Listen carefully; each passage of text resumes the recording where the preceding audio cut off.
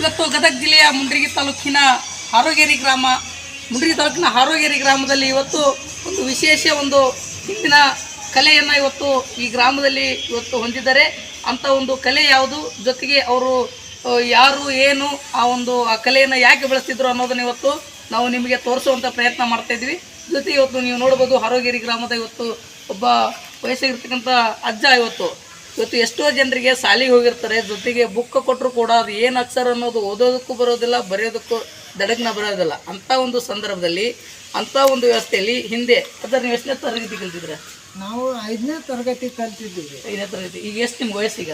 ವಯಸ್ಸು 72 ನಡೀತಾವ್ರಿ. 72 ವರ್ಷ. ಹೌದು, 5ನೇ ತರಗತಿ. ನೋಡಿದ್ರಲ್ಲ, 72 ವರ್ಷದ ಒಬ್ಬ ಅಜ್ಜ ಕೇವಲ 5ನೇ ತರಗತಿ ಅಂತ ಶಾಲೆಯನ್ನು ಕಲ್ತಿರ್ತಕ್ಕಂಥ ಅಜ್ಜ ಇವತ್ತು ಕೇವಲ ಸೊನ್ನೆಯ ಮೂಲಕ ಏನು ಕರಬಲ್ಲ, ಯಾವುದ್ರ ಇದು ಕರಬಲ್ಲ ಕಾರ್ಯಕ್ರಮ ಅನ್ನೋ ಒಂದು ಕಾರ್ಯಕ್ರಮವನ್ನು ಇನ್ನೂ ಉಳಿಸಿ, ಜೊತೆಗೆ ಯುವ ಪೀಳಿಗೆಗೆ ಮುಂದಿನ ಮಕ್ಕಳಿಗೂ ಕೂಡ ಅದು ಗೊತ್ತಾಗಲಿ ಅಂತೇಳಿ ನಮ್ಮ ಮಕ್ಕಳಿಗೆ ಆಯಿತು ಕಲಿಸ್ತಾ ಇದ್ದಾರೆ.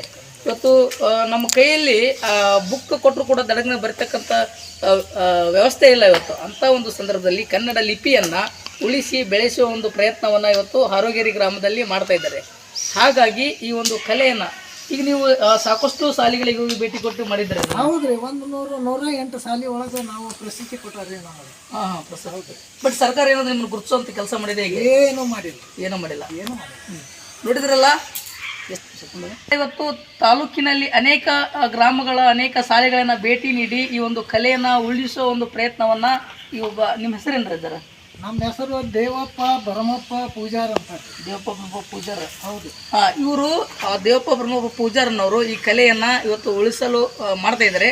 ಹಾಗಾಗಿ ಇದು ಇನ್ನೂ ಕೂಡ ಇಂಥ ಕಲೆಗಳನ್ನು ಉಳಿಸುವ ಪ್ರಯತ್ನವನ್ನು ಸರ್ಕಾರ ಕೂಡ ಮಾಡಬೇಕು.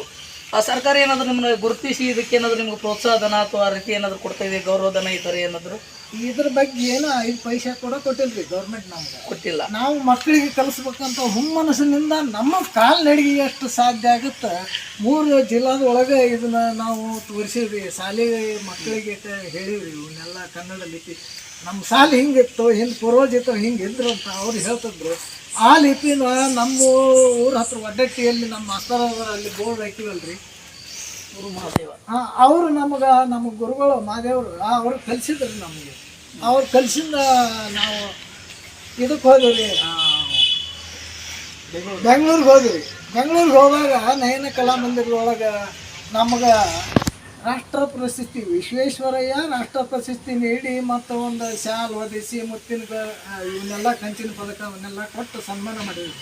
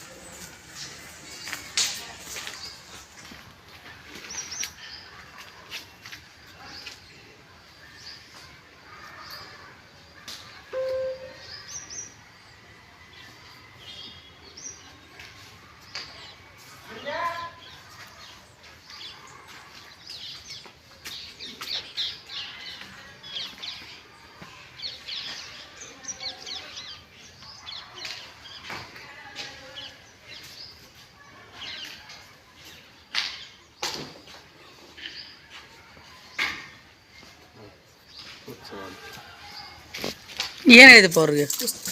ಯಾರು ಇವ್ರಿಗೆ ಹೇಳಿದ್ದೀನಿ ನಾನು.